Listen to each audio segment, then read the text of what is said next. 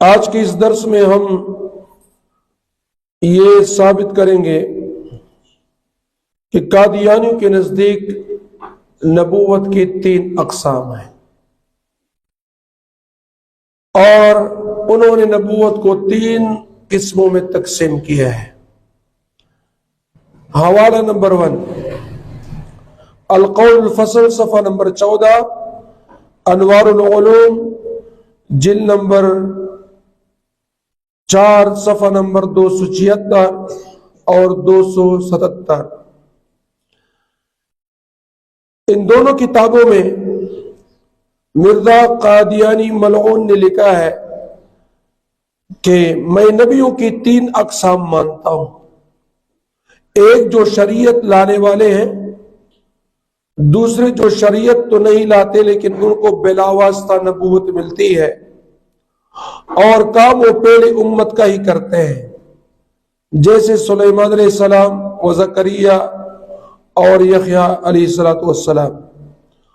اور ایک وہ جو نہ شریعت لاتے ہیں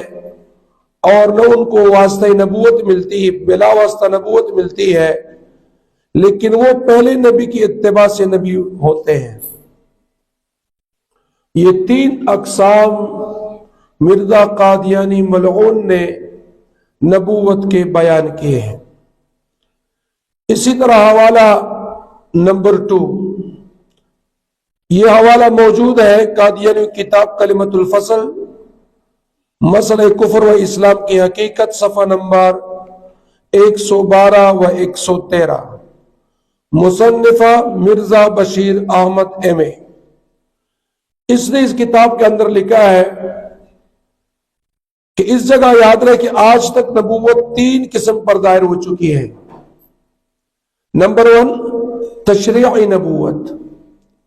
ایسی نبوت کو مسیح موعود نے حقیقی نبوت کے نام سے پکارا ہے۔ مسیح موعود سے مرزا قادیانی، مرزا غلام احمد قادیانی لعنت اللہ علیہ، وہ اس کو مراد لیتے ہیں، لہذا مسیح موعود سے ان کی مراد مرزا غلام احمد قادیانی لعنت اللہ علیہ۔ نمبر 2 وہ نبوت جس کے لیے تشریعی یا حقیقی ہونا ضروری نہیں، ایسی نبوت حضرت مسیح موعود کی اصطلاح میں مستقل نبوت ہے۔ یہاں بھی مسیح موعود سے مراد اس کی مرزا غلام احمد قادیانی لعنت اللہ علیہ۔ نمبر 3 ذویلی اور امتی نبی، حضور صلی اللہ علیہ وسلم سے مستقل اور حقیقی نبوتوں کا دروازہ بند ہو گیا اور ذویلی نبوت کا دروازہ کھولا گیا۔ نعوذ باللہ، یہ ان کا خطرناک عقیدہ ہے۔ اسی طرح حوالہ نمبر 3 مباحثہ راولپنڈی صفحہ نمبر 175، اس پر اس ملعون نے لکھا ہے انبیاء کرام علیہ السلام 2 قسم کے ہوتے ہیں، ایک تشریعی اور دوسرا غیر تشریعی۔ پھر غیر تشریعی بھی 2 قسم کے ہوتے ہیں، ایک براہ راست نبوت پانے والے اور دوسرا نبی تشریعی کے اتباع سے نبوت حاصل کرنے والے ہوتے ہیں۔ اور حضرت صلی اللہ علیہ وسلم کے پیشتر صرف پہلی 2 قسم کے نبی آتی تھے۔ اب ہم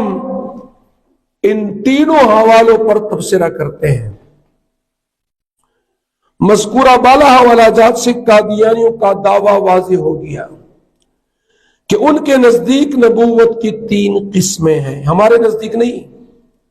یہ ان کے نزدیک 3 قسمیں ہیں، جن میں 2 بند ہیں۔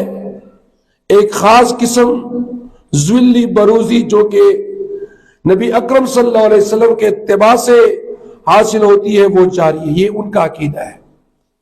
یعنی قادیانیوں کا عقیدہ ہے کہ حضور نبی کریم صلی اللہ علیہ وسلم کے اتباع سے نبوت حاصل کی جا سکتی ہے۔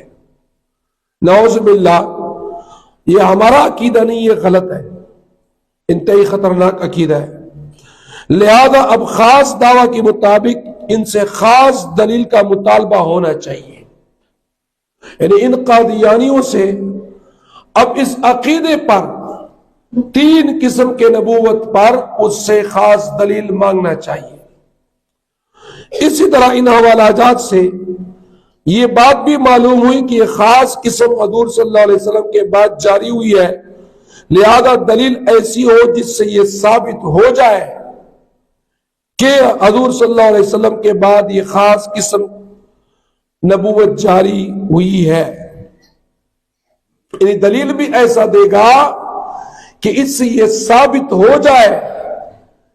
کہ حضور پاک صلی اللہ علیہ وسلم کے بعد نبوت یہ خاص قسم جاری رہے گی۔ نیز اس سے یہ بات واضح ہو گئی کہ یا دعوی قادیانی نبوت وہابی نہیں ہوگی بلکہ کسبی ہوگی، یعنی انسان نیک عمل کر کے اس کو کسب کہتے ہیں، نیک عمل کا کسب، کیونکہ جب یہ اتباع سے حاصل ہوگی تو یہ کسبی ہو جائے گی نہ کہ وہابی۔ اور ہمارا عقیدہ یہ ہے کہ نبوت کسبی نہیں، نبوت وہابی ہے، اللہ تعالیٰ کا انتخاب ہے،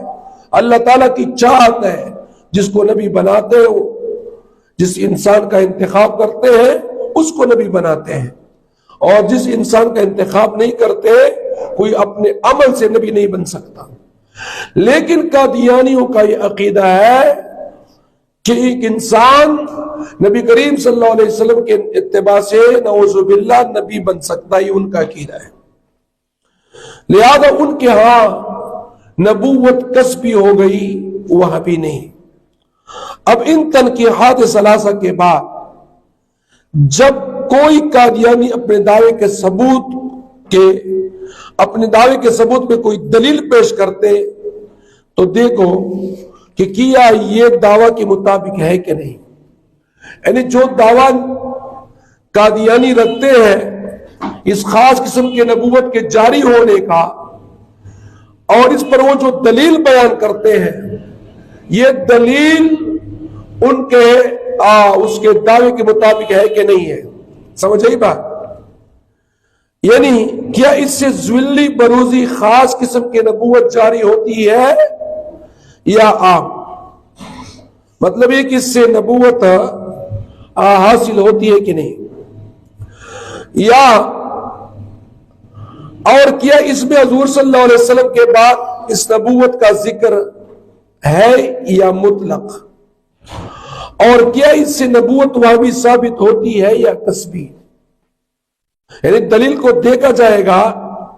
کہ یہ دعوے کے مطابق ہے یا نہیں، کیا اس سے ذویلی بروزی خاص قسم کی نبوت جاری ہوتی ہے یا عام، یعنی اس کے دلیل کو دیکھا جائے گا، اور یہ بھی دیکھا جائے گا کہ کیا اس میں حضور صلی اللہ علیہ وسلم کے بعد اس نبوت کا ذکر ہے، یعنی ذویلی نبوت کا ذکر ہے یا نہیں، یا مطلق نبوت کا ذکر ہے، اور کیا اس نبوت سے وہابی نبوت ثابت ہوتی ہے یا کسبی نبوت ثابت ہوتی ہے۔ تو ہم بلا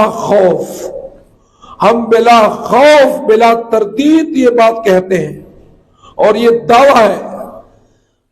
بلکہ دعوے سے کہہ سکتے ہیں کہ ان تنقیحات ثلاثہ کے مطابق اپنے دعویٰ پر قادیانی قیامت تک ایک دلیل پیش نہیں کر سکتے، قیامت کی صبح تک ایک ایسی دلیل پیش نہیں کر سکتے کہ اس دلیل سے ذویلی یا بروزی نبوت ثابت ہو جائے۔ اور دوسری بات یہ کہ اگر کوئی نیک عمل کرنے سے، حضور پاک صلی اللہ علیہ وسلم کے اتباع کرنے سے اگر کوئی نبی بن سکتا تو ابو بکر صدیق رضی اللہ تعالی عنہ جو بعد الانبیاء سب سے اعلیٰ درجے کا انسان ہے، سب سے اعلیٰ درجہ رکھتا ہے بعد الانبیاء، تو وہ اتباع رسول سے نبی کیوں نہیں بنا؟ حضرت عمر فاروق رضی اللہ تعالی عنہ وہ نیک عمل سے نبی کیوں نہیں بنا؟ حضرت عثمان، حضرت علی، اور اس میں کے بعد صحابہ کرام کے شاگرد بڑے بڑے محدثین اور علماء گزرے ہیں، فقہاء گزرے ہیں، وہ اپنی نیک عمل کی وجہ سے نبی نہ بن سکے، تو پتہ چلا کہ نبوت کسبی نہیں بلکہ وحبی ہے، وحبی ہے۔ اور اللہ کے نبی صلی اللہ علیہ وسلم کے بعد قیامت کے صبح تک نہ ذولی نبی آئے گا، نہ بروزی نبی ہوگا، نہ تشریعی نبی ہوگا، نہ غیر تشریعی نبی ہوگا، یعنی ہر قسم کی نبوت کا دروازہ اللہ تعالی نے نبی کریم صلی اللہ علیہ وسلم کے آنے سے بند کر دیا۔ لہذا جو بھی